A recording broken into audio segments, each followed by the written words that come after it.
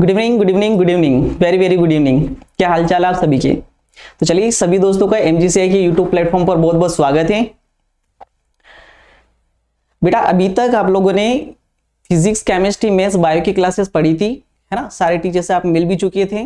वापिस से आपकी केमिस्ट्री की क्लासेस लग रही थी, है ना।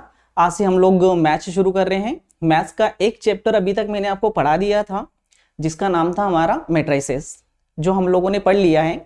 जहां से ऑब्जेक्टिव टाइप के क्वेश्चंस आते थे वो सारे हम लोगों ने देख लिए।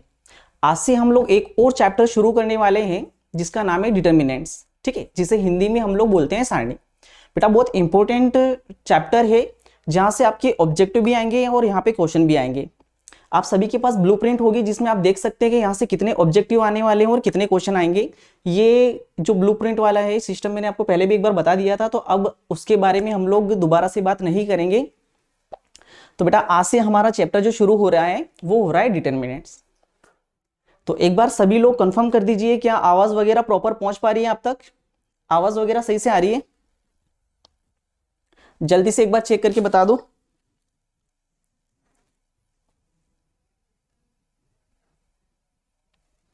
है ना, ऑडियो वीडियो दोनों क्लियर है, कोई दिक्कत तो नहीं है। विशाल दांगी, ठीक है बेटा, चलो, यानी कि ऑडियो वीडियो सभी तक बढ़िया क्लियर आ रहा है, किसी को कोई दिक्कत नहीं आ रही है। तो शुरू करें हम लोग। वापिस से मैं बता रहा हूं, अभी तक हम लोगों ने एक चैप्टर कंप्लीट कर लिया था जिसका नाम था मैट्रिक्स, ठीक है। अगर आपने वो चैप्टर नहीं पढ़ा है तो ये जब क्लास खत्म हो उसके बाद बेटा उसके जो जितने भी लेक्चर्स हैं वो सारे एक बार देख लें, प्रॉपर तरीके से नोट्स बना लें ताकि एग्जाम में आप अच्छे से क्वेश्चन बना पाए, ठीक है। तो चलिए सभी लोग रेडी हैं तो हम लोग शुरू करें आज का चैप्टर। आज का चैप्टर हमारा जो है आप यहाँ पे देख रहे हैं डिटर्मिनेंट्स, सारणिक। अब देखो सारणिक होता क्या है, वो काम कैसे करेगा, उसके ऊपर क्वेश्चंस कैसे आएंगे, उसके साथ हम लोग डील कैसे करेंगे, वो सारी चीजें एक एक करके हम लोग समझते जाएंगे, ठीक है।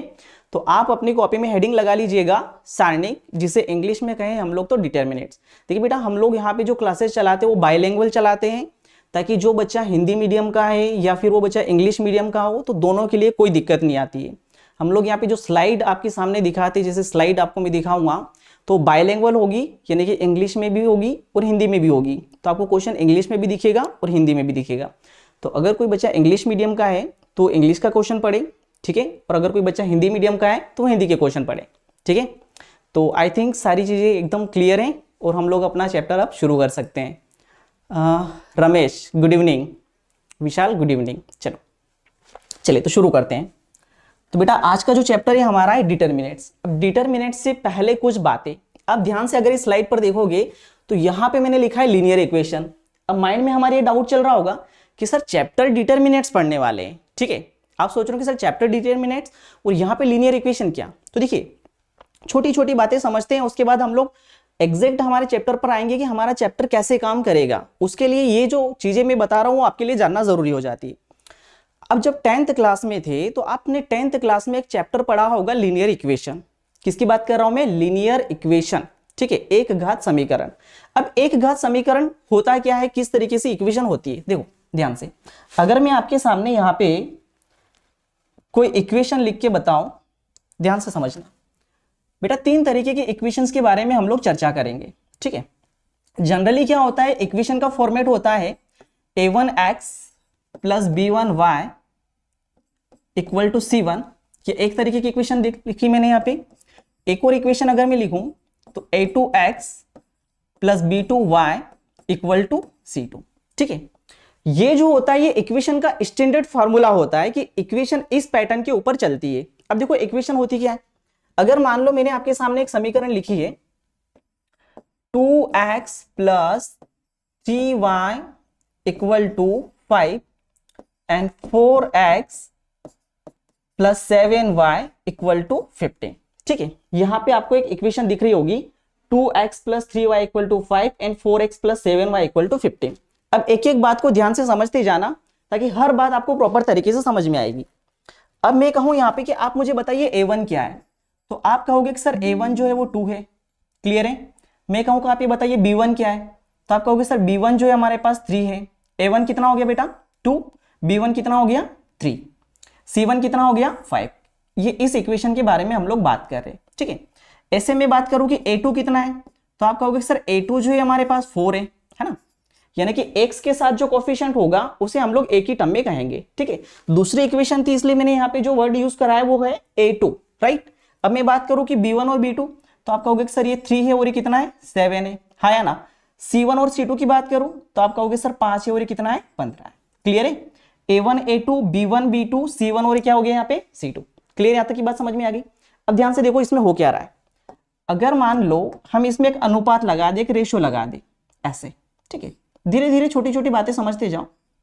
अब मैं कहूं कि आप ये बात बताओ ये सारी चीजें आपस में इक्वल है क्या, तो आप ध्यान से देख के कहोगे कि सर ये 2/4 है, ये 3/7 है, ये 5/15 है, यानी कि यहां पे ये तीनों चीजें आपस में बराबर नहीं है। यानी कि शॉर्ट में कहूं तो a1/a2, ठीक है, b1/b2 एंड c1/c2, ये सारी की सारी चीजें आपस में इक्वल नहीं है। तो देखिए 3 तरीके की बातें निकल के आएगी, उनके ऊपर वापस से मैं लेके चलता हूं। आपने देखा यहाँ पे मैंने एक इक्वेशन लिखी, फिर मैंने a1 a2 b1 b2 और c1 c2 के बारे में बताया। मैंने दिखाया आपको कि क्या ये चीजें बराबर है, आप कहोगे सर बराबर नहीं है। अब बराबर है या नहीं है उसके ऊपर रिजल्ट क्या बनता है, तो एक एक करके हम लोग समझते हैं। तो बेटा अगर हमारे पास कोई इक्वेशन ऐसी है जहां पे हमने a1 a2 b1 b2 and c1 c2, ये इतनी सारी चीजें हम लोगों ने देखी, ठीक है। a1 a2 b1 b2 c1 और c2, अगर ये सारी चीजें आपस में बराबर नहीं है, बराबर नहीं है इसका अर्थ ये हुआ कि इन इक्वेशन से जो आंसर निकलेगा वो एक यूनिक सॉल्यूशन होगा। क्या होगा, यूनिक सॉल्यूशन होगा। इसका मतलब ये हुआ, देखो ध्यान से, जैसे कि हम कोई भी इक्वेशन लिखते हैं, यानी कि मैंने कहा कि 2x + 3y = 5, ये इक्वेशन लिखी, तो इस इक्वेशन का अर्थ ये हुआ कि ये कोई सी भी एक लाइन बनाएगी। क्या बनाएगी, एक लाइन बनाएगी। फिर मान लो मैंने एक और इक्वेशन लिख दी यहाँ पे 4x + 7y = 15, तो ये इक्वेशन भी क्या कर रही होगी, ये समीकरण भी क्या कर रही होगी, एक लाइन बना रही होगी, ठीक है। एक ये लाइन बनाएगी, एक ये लाइन बनाएगी। जब दो लाइनें इस तरीके से खींची जाए, दिख रही है आपको दो लाइनें, मैंने कहा एक लाइन ये, एक लाइन ये। अब मैं सिंपल सा क्वेश्चन आपसे पूछूं कि आप ये बताइए कि क्या ये दोनों लाइनें कहीं पर कट कर रही है क्या, तो आप कहोगे सर बिल्कुल कट कर रही है। और मैं ये पूछूं कि बताइए जरा कितनी जगह कट कर रही है, तो आपने कहा कि सर ये एक जगह कट कर रही है। एक जगह कट कर रही है, इसका मतलब इसका एक सॉल्यूशन है। क्या है, इसका एक सॉल्यूशन है, और एक सॉल्यूशन को हम लोग बोलते हैं यूनिक सॉल्यूशन। क्या बोलते हैं, यानी कि कोई दो समीकरण है, दो समीकरण मतलब दो लाइनें। सिंपल सिंपल शब्दों में समझना, दो समीकरण का अर्थ हुआ दो लाइनें, ठीक है। अगर दो लाइनें वो एक दूसरे को किसी एक पॉइंट पर कट करती है, एक पॉइंट पर कट करती है, इसका मीनिंग ये हुआ कि उसका एक सॉल्यूशन होगा।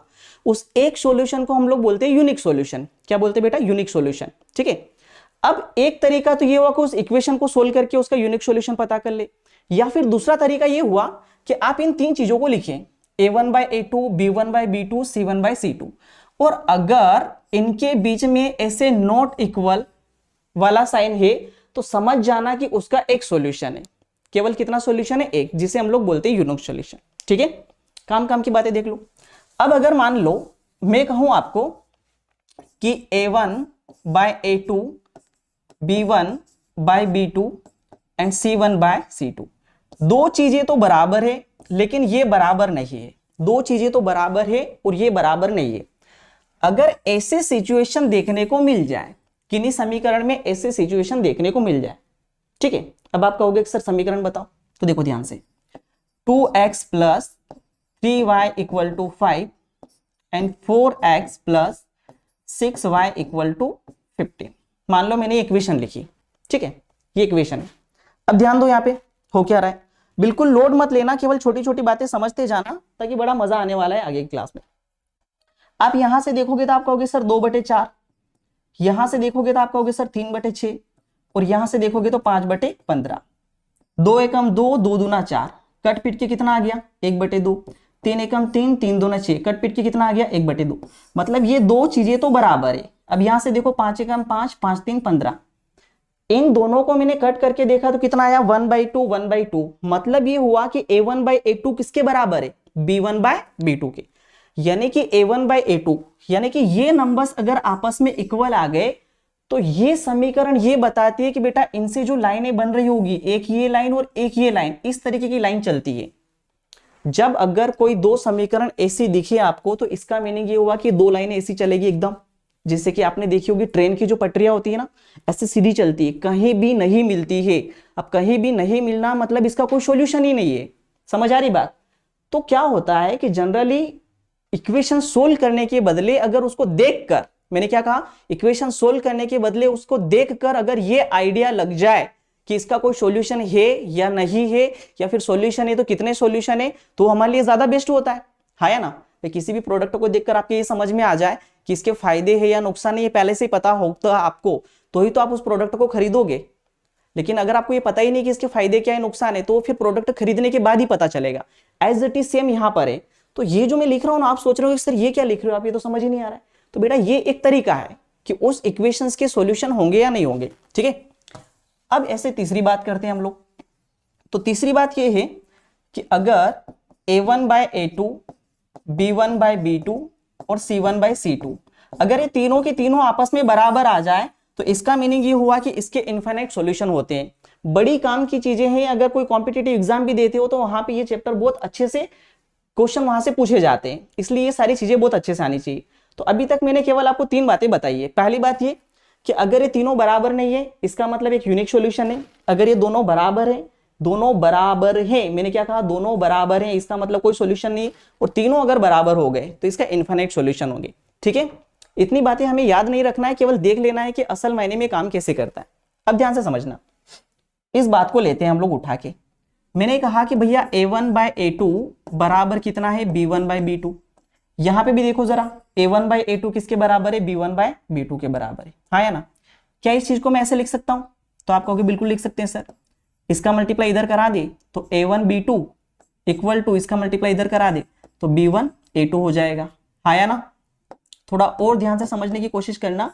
अगर ये वाले पॉइंट को मैं यहां ले आऊं तो हो जाएगा a1 b2 minus b1 a2 is equal to 0। ये असल मायने में सॉल्यूशन होता है।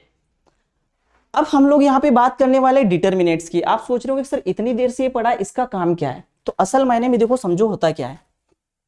लास्ट क्लास में हमने क्या पढ़ा था, मैट्रिक्स पढ़ा था। अब मैट्रिक्स होता कैसे? आपने देखा कि सर जो मैट्रिक्स होता है वो इस तरीके से दिखाया जाता है। इस तरीके से क्या दिखाया जाता है, मैट्रिक्स दिखाया जाता है। अब यहां से हमारा असल मायने में चैप्टर शुरू होने वाला है। इतनी जो चीजें बताई थी वो क्या थी वो मैं आगे बताऊंगा कि ये एग्जैक्ट मैंने इतनी सारी कहानी क्यों बताई। ठीक है, तो एकदम रेडी हैं सब लोग? देखो ध्यान से, लास्ट क्लास में हमने जो मैट्रिक्स पढ़ा था वो मैट्रिक्स असल मायने में दिखता कैसे?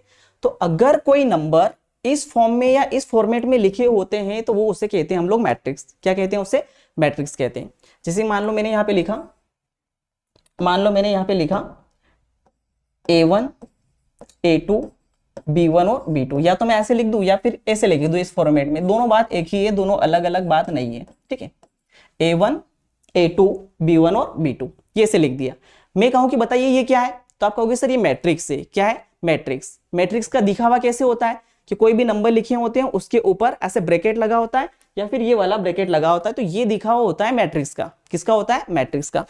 अब ध्यान देना, यहाँ पे असल मायने में हमने पीछे देखा क्या, यहाँ पे तो हमने देखा कि a1 बाय a2 और b1 बाय b2, यानी कि इसी फॉर्मेट को हमने किस में लिख रखा है, इस मैट्रिक्स में लिख रखा है। ठीक है, हमने लिख रखा है यहाँ पे a1 a2 और b1 और b2। ठीक है बेटा, अब इसको अगर मैं ऐसे लिखता हूं तो आप कहोगे सर ये तो आप जो पिछले थोड़ी देर पहले लीनियर इक्वेशन की जो कंडीशन बता रहे थे ये वही है। तो असल मायने में ये वही है। तो हम लोग असल मायने में करते क्या है, देखो बेटा जो हमारे पास मैट्रिक्स होता है, ठीक है, ये सारी बातें इसलिए बताए कि ये जो चैप्टर पढ़े इसकी हर एक बात अगर आपको पता है तो थोड़ा पढ़ने का भी मजा आता है। ठीक है, अगर हमारे सामने कोई मैट्रिक्स है और उसके इस तरीके के सॉल्यूशन को हम लोग निकालते हैं, क्या कहा मैंने, हमारे सामने अगर कोई मैट्रिक्स है और उसका सॉल्यूशन इस तरीके से क्रॉस मल्टीप्लाई करके निकाला जाता है तो उसे डिटरमिनेट कहते हैं। क्या कहते हैं उसे? डिटरमिनेट कहते हैं। अब मैं कहूं आपको कि ये क्या है, मैट्रिक्स है, और अगर इसका मल्टीप्लाई इस नंबर के साथ कर दिया जाए, ठीक है, और इस नंबर का मल्टीप्लाई इस के साथ कर दिया जाए, ठीक है, जैसे कि यहां पे देखो a1 b2, ठीक है, बराबर b1 a2, ये बराबर है, इसको इधर ले आया जाए a1 b2 minus b1 a2। अगर ये काम किया जाए तो ये क्या कहलाता है? डिटरमिनेट कहलाता है। क्या कहलाता है? डिटरमिनेट। तो अब आपको समझ में आ रहा होगा कि इतनी देर से जो हम लोग चर्चा कर रहे थे उसके पीछे रीजन क्या था। ठीक है, मैं चाहता तो बेटा ये बात आपको डायरेक्ट भी बोल सकता था कि बेटा कोई भी मैट्रिक्स है उसे इस तरीके से सोल्व करना, लेकिन दिमाग में यही कंफ्यूजन होता कि ऐसा ही क्यों करेंगे। क्लियर है? तो एक यूनिक सॉल्यूशन दिखाने के लिए हम लोग ऐसा करते हैं। तो डिटरमिनेंट की बात क्लियर हो गई कि जब कोई मैट्रिक्स होता है उसके एलिमेंट्स का ऐसे क्रॉस मल्टीप्लाई करके जो सॉल्यूशन बनाया जाता है उसे क्या कहते हैं हम लोग? डिटरमिनेंट्स कहते हैं। अब दूसरी बात आती है कि डिटरमिनेंट की पहचान क्या है। तो देखो, अगर मान लो a1 a2 और b1 b2, ठीक है, इनके ऊपर मैं ऐसा ब्रैकेट लगाता हूं तो ये मैट्रिक्स है। अगर मैं इनके ऊपर ऐसा ब्रैकेट लगाता हूं तो ये क्या हो गया? मैट्रिक्स। लेकिन अगर इनके ऊपर केवल ऐसे दो लाइनें खींच दी जाए, कैसी दो लाइनें, ये लाइनें खींच दी जाए तो ये क्या कहलाता है? डिटरमिनेट कहलाता है। तो सबसे पहले आपके लिए यह समझना जरूरी है कि मैट्रिक्स कैसा होता है और डिटरमिनेट्स कैसा होता है। तो ये जो दोनों है, ये दोनों क्या कहलाएंगे बेटा? ये मैट्रिक्स कहलाएंगे। इन्हें क्या कहेंगे हम लोग? मैट्रिक्स। और ये जो है इसे हम लोग क्या बोलते हैं? डिटरमिनेट। ठीक है, तो डिटरमिनेट दिखेगा कैसे? जो नंबर्स होते हैं उनके ऊपर केवल ऐसी दो लाइनें खींची जाती। अच्छा, एक बहुत इंपॉर्टेंट पॉइंट होता है। आप कहोगे कि सर हमने कभी ऐसा देखा तो हम तो उसे मोड भी कहते हैं। क्या कहते हैं इसे? मॉडुलस भी बोलते हैं। तो यहां पे इसे मॉडुलस नहीं कहा जाता है, केवल उसका दिखाने का एक रूप है कि कोई भी नंबर लिखो उसके राइट साइड में दो लाइनें खींचो, उसे क्या कहते हैं हम लोग? डिटरमिनेट कहते हैं। क्या यहां तक की बात समझ में आ गई? तो अभी तक जो हम लोग चर्चा कर रहे थे ये केवल वो बातें थी कि डिटरमिनेट्स असल मायने में होता क्या है और वो किस तरीके से दिखता है और उसे कैसे पढ़ा जाता है, उसकी डेफिनेशन क्या होती। क्लियर? अब आ जाओ, देखो यहां पे पढ़ो। For matrix A is read as determinant of A, यानी कि अगर ये एक मैट्रिक्स है, ठीक है, इस मैट्रिक्स के साइड में ऐसी दो लाइनें खींची जाए तो उसे पढ़ा जाता है डिटरमिनेट ऑफ ए। ठीक है, क्या कहेंगे उसे? डिटरमिनेट ऑफ ए। सबसे इंपॉर्टेंट बात कि जब भी डिटरमिनेट होगा उसके राइट साइड में दो लाइनें होगी। दूसरी इंपॉर्टेंट बात, only square matrices have determinants. अब ये सबसे इंपॉर्टेंट पॉइंट है। अगर आपके एग्जाम में यहां से ऑब्जेक्टिव पूछा जाएगा तो ये वाला पॉइंट पूछा जाएगा। अब ध्यान से पढ़ो, इसको क्या है कि बोल रहा है? Only square matrices have determinants. केवल वर्ग मैट्रिक्स में सारणिक होते, केवल वर्ग मैट्रिक्स में सारणिक होते हैं। अब इसका अर्थ क्या हुआ वो समझते हैं थोड़ा ध्यान से। देखो, अगर मान लो मैं कहूं आपको, अगर मैं कहूं आपको कि यहां पे हमारे पास 5 4 3 2 1 एंड 7, ठीक है, ये एक मैट्रिक्स है। क्या है बेटा? मैट्रिक्स। ठीक है, दिख रहा है आपको? ये एक मैट्रिक्स है और मैं कहूं कि इस मैट्रिक्स का ऑर्डर क्या होगा, यानी कि इसकी कोटि क्या होगी। तो आप कहोगे सर पिछले चैप्टर में पढ़ाया था आपने, एक और एक दो लाइन और कॉलम कितने? 1 2 और 3, कॉलम कितने? 3। यानी कि इसका जो ऑर्डर है वो 2/3 का ऑर्डर है। कितने का ऑर्डर है? 2/3 का।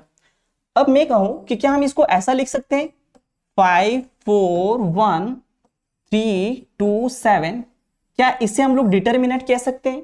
क्या इसे हम डिटरमिनेंट कह सकते हैं?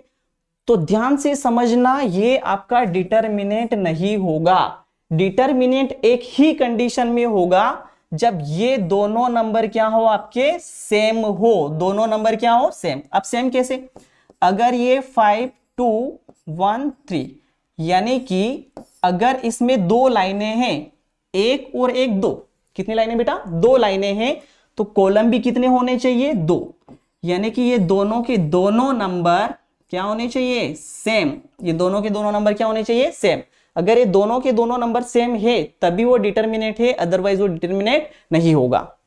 जैसे मान लो मैं कहूं आपको कि मैंने लिखा है यहां पे 2 1 5 3 2 7 1 4 5, क्या ये डिटरमिनेट है? आपने देखा कि सर 1 2 3, यहां पे लाइनें कितनी है? 3, कॉलम 1 2 3, कॉलम कितने हैं? यहां पे 3।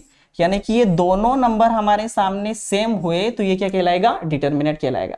यानी कि डिटरमिनेट होने के लिए शर्त ये कि उसके नंबर ऑफ रोज और नंबर ऑफ कॉलम क्या होने चाहिए? सेम। यानी कि पंक्तियों की संख्या और स्तंभ की संख्या दोनों क्या होनी चाहिए? सेम। अगर ये दोनों सेम नहीं है तो समझ लेना कि वो डिटरमिनेट भी नहीं है। सबसे पहला पॉइंट। ठीक है, एग्जाम में अगर ये दिखाया जाए कि 5 1 3 और ऐसा कहा जाए और कहा जाए कि ये डिटरमिनेट है, तो साफ साफ बोल देना कि सर ये डिटरमिनेट कभी भी नहीं हो सकता, क्योंकि डिटर्मिनेट होने के लिए शर्त ये कि उसकी नंबर ऑफ रोज और नंबर ऑफ कॉलम क्या होने चाहिए, सेम होने चाहिए। क्या यहां तक की बात समझ में आ गई? ठीक है, इतना क्लियर है?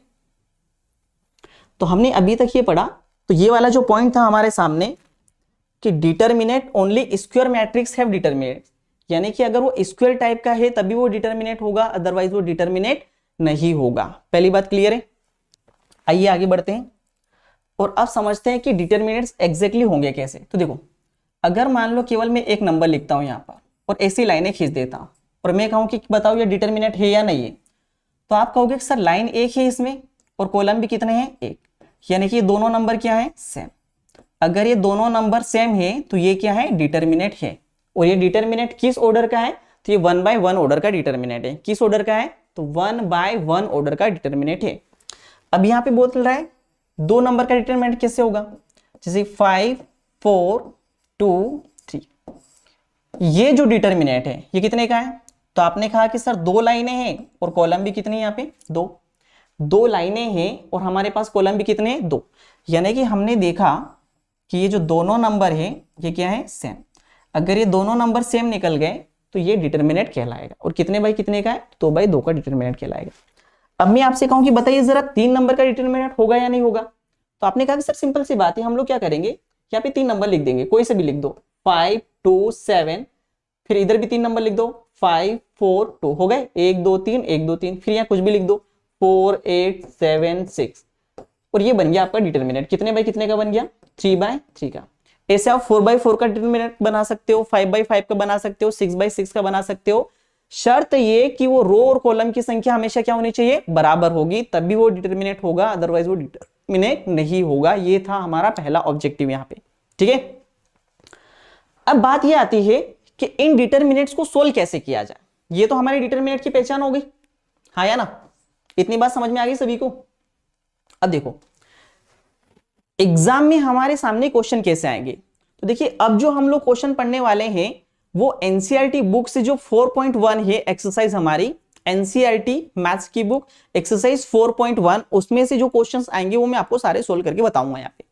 तो 4.1 का हमारा जो पहला क्वेश्चन था, ठीक है, वो इस तरीके का था कि 2 4 -5 -1, ठीक है, और हमसे ये कहा जाएगा कि इसका मान निकालिए या इसकी वैल्यू निकालिए। क्वेश्चन आया आपके सामने, ये रहा 2 4 -5 -1, और बोल रहा है कि आप इसका मान निकालिए। तो देखिए मान कैसे निकालेंगे वो समझना ध्यान से।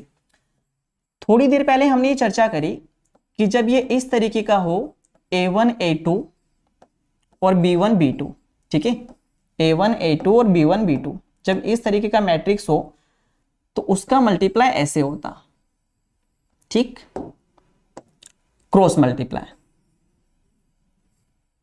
यानी कि A1 में मल्टीप्लाई करेंगे हम लोग B2 का और यहां B1 में मल्टीप्लाई करेंगे A2 का, और इसका जो आंसर आएगा उसमें से इसका जो आंसर आएगा वो क्या कर देंगे बेटा, हम लोग घटा देंगे। ठीक है, बात समझ में आ रही, इसका मल्टीप्लाई इधर करेंगे, इसका मल्टीप्लाई इधर करेंगे, ये वाला जो आंसर आएगा इसमें ये वाला आंसर हम लोग घटा देंगे। तो अब देखो यहाँ पे मल्टीप्लाई कैसे होगा, इस 1 का मल्टीप्लाई किसके साथ होगा, 2 के साथ, तो ये हो जाएगा 2 गुणा -1, ठीक है, ये एक आंसर बनेगा। फिर ये -5 का गुणा किसके साथ होगा बेटा, 4 के साथ, तो -5 का मल्टीप्लाई करा रहे हैं हम लोग किसके साथ, 4 के साथ। अब इसका एक आंसर आएगा, हाँ या ना, हमने देखा इसका एक आंसर आएगा और इसका भी एक आंसर आएगा, तो ये वाले आंसर में से ये वाला आंसर क्या कर देना, हम लोगों को माइनस कर देना है। ठीक है, सिंपली सोल्व कर लेते हैं। तो 2 का गुणा -1 के साथ करेंगे तो आ जाएगा बेटा -2, कितना आ जाएगा, -2, और ये माइनस ऐसा कैसा, -5 का गुणा 4 के साथ करेंगे तो आ जाएगा बेटा -20, कितना आ जाएगा, -20। ठीक है, ऐसे प्रॉपर तरीके से सोल्व करना ताकि कहीं दिक्कत नहीं आए। ये है अपने पास -2 और बेटा ये माइनस माइनस हो जाएगा प्लस का 20 में से 2 गया तो इसका उत्तर कितना आ जाएगा, 18। ठीक है, तो अगर ये क्वेश्चन आपको ऑब्जेक्टिव फॉर्म में पूछे जाए, किस फॉर्म में पूछे जाए, ऑब्जेक्टिव फॉर्म में पूछे जाए, तो हमें इस तरीके से सोल्व कर लेना है। ठीक है, तो एक बार मुझे ये बताइए कि 2 by 2 का मैट्रिक्स, ठीक है, ये सॉरी 2 by 2 का जो डिटर्मिनेट है उसको सोल्व कैसे करते हैं, कि क्लियर हो गया सभी को। इसका मल्टीप्लाई इस साइड करेंगे, इसका मल्टीप्लाई इस साइड करेंगे, जो आंसर आएगा उसको एक में से दूसरा आंसर माइनस कर देंगे तो हमारा फाइनल आंसर आ जाएगा। ठीक है, चलिए कुछ और एग्जांपल ले लेते हैं। आगे हमारे सामने question cos theta sine theta minus sine theta cos theta. अब हमें ये समझ में आ गया कि सर असल मायने में तो ये ऐसे काम कर रहा है, ये इस तरीके से मल्टीप्लाई करना है या ना, यानी कि इस कोस का मल्टीप्लाई करेंगे हम लोग इस कोस के साथ, तो ये हो जाएगा बेटा cos theta into cos theta, एक ये डिब्बा बनेगा, हाँ या ना। फिर ये वाले साइन थीटा का मल्टीप्लाई होगा ये वाले साइन थीटा के साथ, तो यहां पे लिख देता हूं मैं साइन थीटा और मल्टीप्लाई में आएगा माइनस का साइन थीटा, एक ये डब्बा लगा देते हैं हम लोग। क्लियर हुआ? अब कोस थीटा में कोस थीटा का मल्टीप्लाई करो, कोस थीटा में जब कोस थीटा का मल्टीप्लाई करेंगे तो ये आएगा कितना हमारे पास, ये आएगा कोस स्क्वायर थीटा, कितना आ जाएगा, कोस स्क्वायर थीटा आ जाएगा। क्या तक की बात समझ में आ गई? आगे देखो जरा, साइन थीटा में साइन थीटा का मल्टीप्लाई करेंगे तो ये आ जाएगा साइन स्क्वायर थीटा और आगे क्या है माइनस, एक ये डिब्बा है अपने पास कोस स्क्वायर थीटा का, एक ये डिब्बा है माइनस साइन स्क्वायर थीटा का, और बीच में क्या आता है माइनस आ जाता है। ये बिल्कुल प्रॉपर तरीके से सोल्व करना, नहीं तो गलती हो जाती है यहाँ पे। अब आगे देखते जाओ, ये बन गया कंप्लीट कोस स्क्वायर थीटा, ठीक है, माइनस माइनस क्या हो गया प्लस का साइन स्क्वायर थीटा, ठीक है, माइनस माइनस प्लस का साइन स्क्वायर। और आप लोग अच्छे से जानते होंगे कि cos square theta plus sine square theta कितना होता है 1, तो इसका जो आंसर आ जाएगा वो कितना आ जाएगा, ठीक है। यानी कि ये हमारा एनसीईआरटी 4.1 का जो सेकंड क्वेश्चन था उसे कैसे सोल्व करेंगे वो आपके सामने ये पे सॉल्यूशन था। क्लियर? यहां तक की बात समझ में आ गई?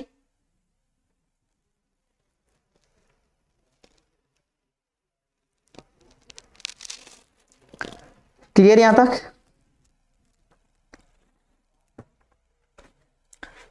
चलिए आगे बात बढ़ाते हैं, इतनी बातें समझ में आ गई। तो हमने अभी तक ये सीखा कि असल मायने में इसे सोल्व कैसे करेंगे। आगे आ जाते हैं अगले क्वेश्चन पर। हमारा अगला क्वेश्चन है x square minus x plus 1, ठीक है। आप बोलोगे सर बहुत इजी है, इसका मल्टीप्लाई इस साइड कर दो, ठीक है, और इसका मल्टीप्लाई इस साइड कर दो। तो चलिए देखते हैं, ये हो जाएगा x square minus x plus 1, एक स्टेप तो ये हो गई।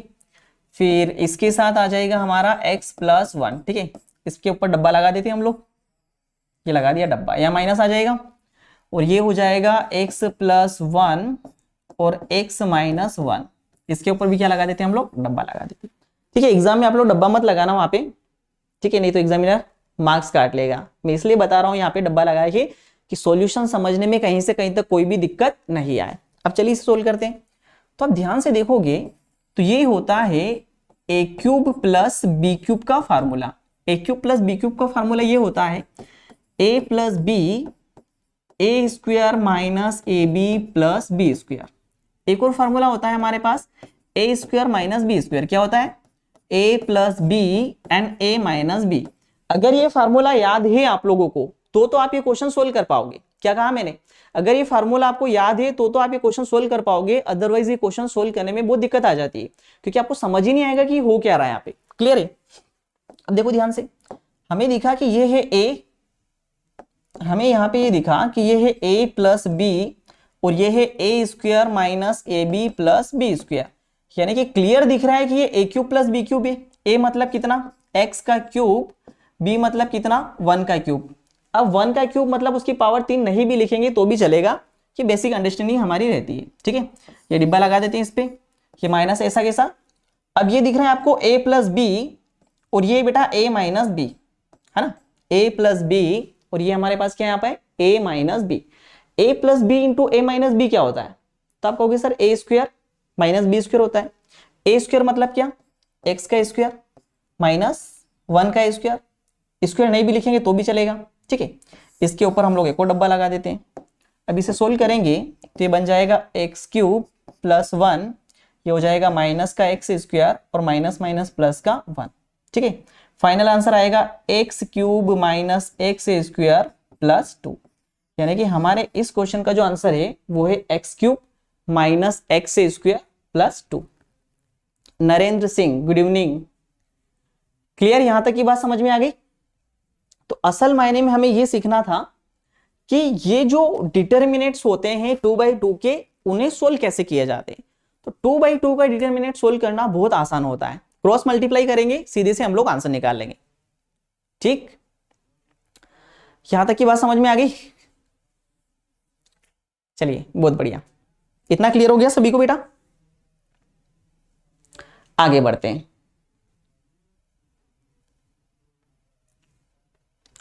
अगला क्वेश्चन आता है हमारा ये वाला, ध्यान दो, बहुत ही बेहतरीन और बहुत मजेदार क्वेश्चन।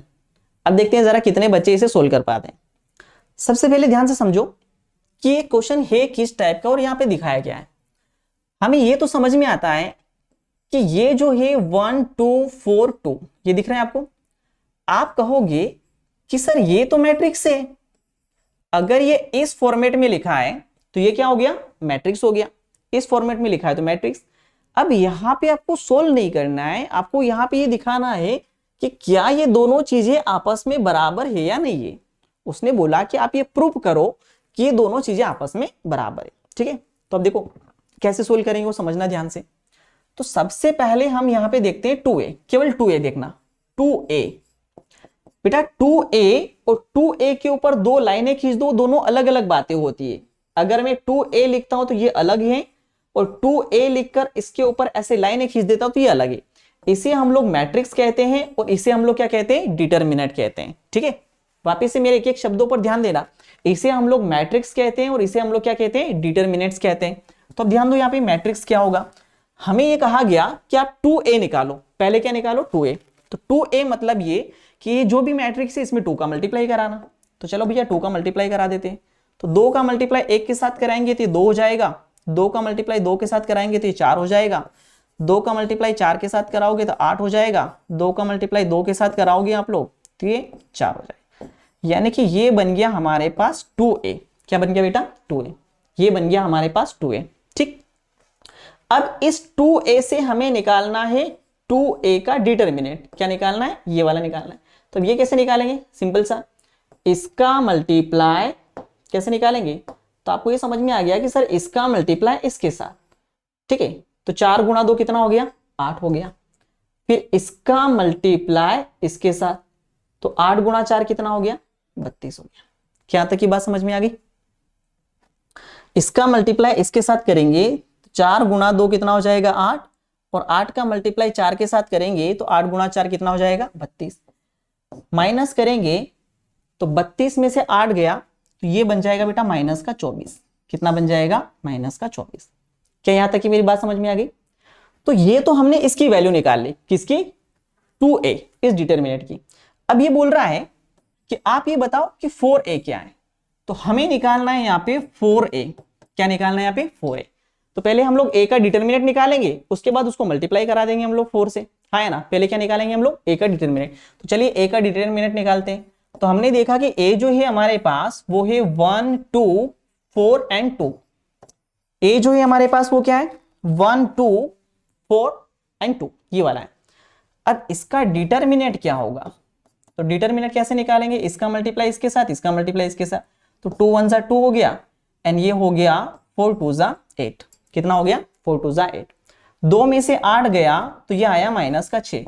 यानी कि इस डिटरमिनेंट की वैल्यू कितनी आ गई, -6। लेकिन हमसे पूछा गया कि आप तो ये बताओ कि 4 ये क्या होगा। तो सिंपल सा 4 इंटू माइनस का 6 कर देंगे तो क्या आ जाएगा बेटा, माइनस का 24। ठीक है, तो ये -24 किसके बराबर है, 2a के बराबर है, और ये -24 किसके बराबर है, इसके बराबर है। इसका मीनिंग ये हुआ कि ये और ये दोनों आपस में क्या है, बराबर है। यानी कि जब आपके एग्जाम में आपसे प्रूफ वाले क्वेश्चन ऐसे पूछे जाएं तो आप किस तरीके से सोल्व करोगे, पहले इस स्टेप को सोल्व करो फिर इस स्टेप को सोल्व करो। यानी कि पहले आपको लेफ्ट हैंड साइड सोल्व करनी है, उसके बाद आपको क्या सोल्व करना है, राइट हैंड साइड। दोनों के जो आंसर है वो एकदम सेम जैसे आएंगे, क्योंकि उसने बोला कि प्रूफ करो कि ऐसा है कि नहीं है। ठीक है, तो हमें ये पता है कि अगर वो इक्वल है, प्रूफ करने का बोल रहा है, तो हमें आंसर निकालना है। तो हमने इसका आंसर निकाला, हमने इसका आंसर निकाला, और हमने देखा कि फाइनली हमारे दोनों आंसर क्या आ गए, एक जैसे आ गए। इसका मीनिंग ये हुआ कि ये और ये दोनों चीजें आपस में क्या है, बराबर है। क्लियर है, इसे देखिए फिर आगे बढ़ते हैं हम लोग।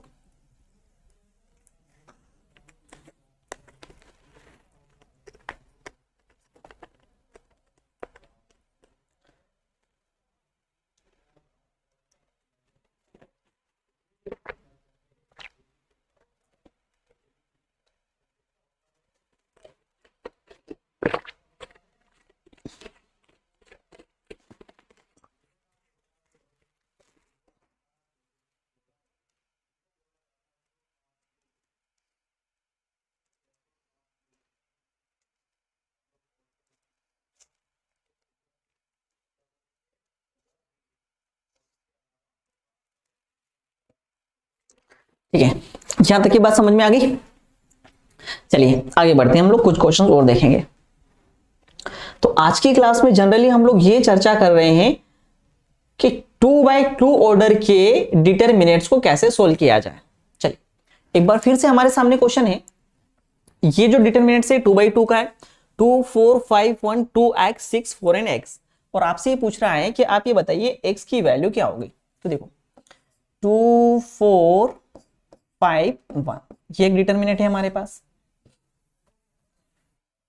इसे सिंपली यहां पे हम लोग सोल्व कर लेते हैं। 2 4 5 1 एक ये डिटरमिनेंट है, और इसके इक्वल में जो डिटरमिनेंट है वो है 2x 4 6 एंड x, ये डिटरमिनेंट है।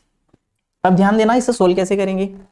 आपको पता है कि सर इस नंबर का मल्टीप्लाई इस नंबर के साथ होगा, तो 2 इंटू 1 कितना हो जाएगा 2, कितना हो जाएगा 2 इंटू 1 2।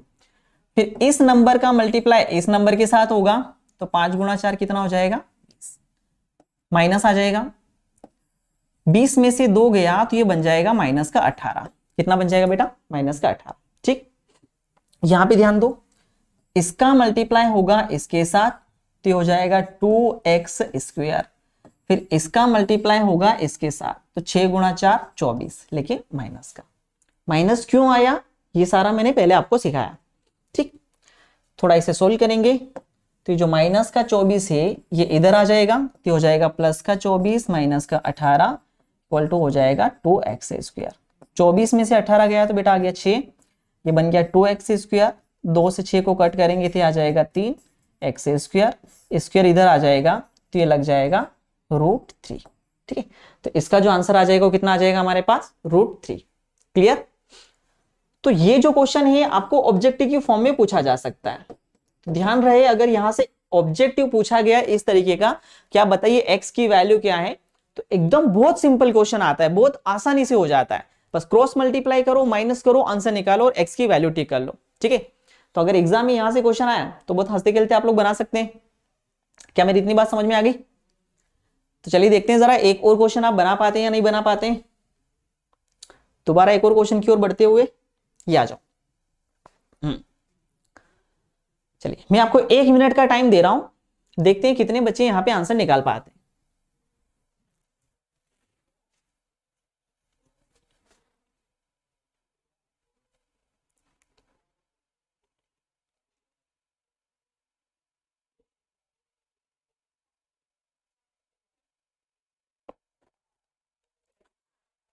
चलिए उम्मीद है आप लोगों ने आंसर निकाला होगा। ध्यान दो इधर, x 2 18 एंड x ये डिटरमिनेंट है, इसको सोल्व करेंगे तो ये हो जाएगा x स्क्वायर माइनस 36। ठीक, इक्वल में 6 2 18 एंड 6 हाँ है ना, इसका मल्टीप्लाई ऐसे करेंगे तो 6 6 हो जाएगा बेटा है 36 माइनस ये हो जाएगा 36।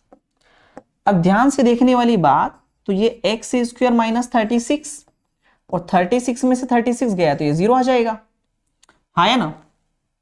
इस 36 को हम लोग भेज देते हैं इस साइड, ये हो जाएगा x स्क्वायर इक्वल टू 36। अब सिंपली आप कहोगे कि sir x square equal to कितना है 36, तो x की वैल्यू क्या कितनी हो जाएगी प्लस माइनस √36, तो x की वैल्यू आ जाएगी प्लस माइनस 6। यानी कि दोबारा से अगर इस तरीके का क्वेश्चन आए तो हम लोग इस तरीके सोल्व कर लेंगे। तो यहाँ पे हमारे पास x की जो वैल्यू आ जाएगी वो आ जाएगी प्लस माइनस 6। क्लियर हुआ यहां तक। तो अभी तक हम लोगों ने इतना सीखा कि डिटरमिनेंट्स कहते किसे हैं, मैट्रिक्स और डिटरमिनेंट्स की पहचान क्या होती है। एक एक करके मैं सारे पॉइंट गिना रहा हूं, ध्यान से समझना। मैट्रिक्स की पहचान और डिटरमिनेंट्स की पहचान में आपको डिफरेंस क्लियर होना चाहिए। ये जो 2 लाइनें खींचते हैं इसे मॉडुलस नहीं कहते हैं, ये भी पॉइंट आपको क्लियर होना चाहिए। डिटरमिनेंट्स काम कैसे करता है, तो जब मैट्रिक्स के अंदर की जो वैल्यूज होती हैं, फिलहाल मैंने आपको 2x2 ऑर्डर का जो डिटरमिनेंट है वो सोल्व करना सिखाया, तो उसे सोल्व कैसे करते हैं क्रॉस मल्टीप्लाई करके और माइनस करके। ये देखा जाता है कि जिन इक्वेशन से ये मैट्रिक्स बनाया गया होगा, जिन इक्वेशंस की वैल्यूज लेकर ये मैट्रिक्स या डिटरमिनेंट्स बनाया होगा, उसका यूनिक सॉल्यूशन है या नहीं है, अब आप सोच रहे हो यूनिक सॉल्यूशन मतलब उसका एक सॉल्यूशन है या फिर उसका कोई सॉल्यूशन नहीं है, वो पता चल जाता। अगर मान लो ये वैल्यू 0 आ जाती है हमारी, कितनी आ जाती है बेटा 0, जैसे कि यहाँ पे आपने देखा ±6 आया, पिछले वाले क्वेश्चन में √3 देखा, इसका मीनिंग ये हुआ कि ये जो दो इक्वेशन थी इनका एक यूनिक सॉल्यूशन है। लेकिन अगर ये इक्वल टू 0 आ जाता, इक्वल टू क्या आ जाता 0, तो उसके दो मीनिंग निकल के आते हैं। दो मीनिंग क्या, या तो ये कि जिन इक्वेशन से ये नंबर्स लिए गए उन इक्वेशन के सॉल्यूशन या तो कोई सॉल्यूशन नहीं होगा उनका, नो सॉल्यूशन मतलब वो लाइन एकदम पैरेलल चल रही होगी, ऐसे पैरेलल मतलब समांतर चल रही होगी। दूसरी बात ये निकल के आती है कि वो लाइन एक के ऊपर एक चल रही होगी, मतलब कोइंसाइड करके चल रही होगी, हाँ या ना, जिसे हम लोग बोलते हैं संपाति, हिंदी में क्या बोलते हैं, संपाति बोलते हैं, ठीक है। यानी कि अगर इक्वल टू 0 आ जाता है तो उस कंडीशन में दो बातें हमारे माइंड में चलनी चाहिए कि भाई या तो इस समीकरण का कोई हल ही नहीं है या तो बहुत अनंत हल है, और अगर कुछ वैल्यू निकल के आ रही है तो इसका मीनिंग ये होता है कि इसका एक यूनिक सॉल्यूशन है। क्लियर हुआ? तो ये इतनी सारी बातें हम लोगों ने सीखी, ठीक है। तो अभी तक हम लोगों ने यहां पे इतनी बातें सीख ली है कि 2/2 के डिटरमिनेंट्स को कैसे सोल्व किया जाता है, ठीक है। 2/2 के डिटरमिनेंट्स को कैसे सोल्व किया जाता है, ये तो वही हमारा सेम क्वेश्चन है, ठीक है। अब बेटा आज की क्लास हम लोग यही खत्म करेंगे। अब देखो कल की क्लास में हम लोग क्या सीखेंगे वो समझ लेना। आज मैंने आपको सिखाया 2/2 का डिटरमिनेंट कैसे सोल्व होता है, कल की क्लास में हम लोग सीखेंगे कि 3/3 के डिटरमिनेंट्स को कैसे सोल्व किया जाता है, ठीक है। अगली क्लास का वक्त हो गया है तो आज हमें अपनी क्लास यहीं रोकनी पड़ेगी। तो हम ये समझेंगे कल की क्लास में, कल का जो हमारा थीम रहेगा वो ये रहेगा कि ये इस तरीके का जो डिटरमिनेंट्स है वो कैसे सोल्व करते हैं। तो उम्मीद है यहां तक कि आपको सारी बातें समझ आई होगी, ठीक है। तो आप क्या करना, आज हमारा चैप्टर केवल शुरू हो रहा था इसलिए मैंने आपको ज्यादा कुछ बताया नहीं है, केवल उसकी थ्योरी बताई है, उसकी डेफिनेशन बताई है, डिटरमिनेंट्स यानी कि सारणिक होता क्या है, वो किस तरीके से काम करता है, हम ये उसके क्वेश्चंस कैसे लगाने हैं, किस तरीके से हमें उसके सॉल्यूशन को निकालना है ताकि एग्जाम में हमारे ज्यादा से ज्यादा और अच्छे नंबर आ पाए, ठीक है। तो आप क्या करिएगा, इतनी सारी चीजें हैं, अगर आप नोट्स बनाना चाहें इसके सॉल्यूशन, वैसे तो ये वीडियो यहाँ पे रहेगा यूट्यूब पर, कोई दिक्कत नहीं है आपको, आप मन चाहे उतनी बार देख सकते हैं, ठीक है। तो चलिए बेटा आज की क्लास हम लोग यहीं एंड करेंगे, मिलते हैं आपसे कल की क्लास में। बहुत बहुत धन्यवाद, थैंक यू सो मच।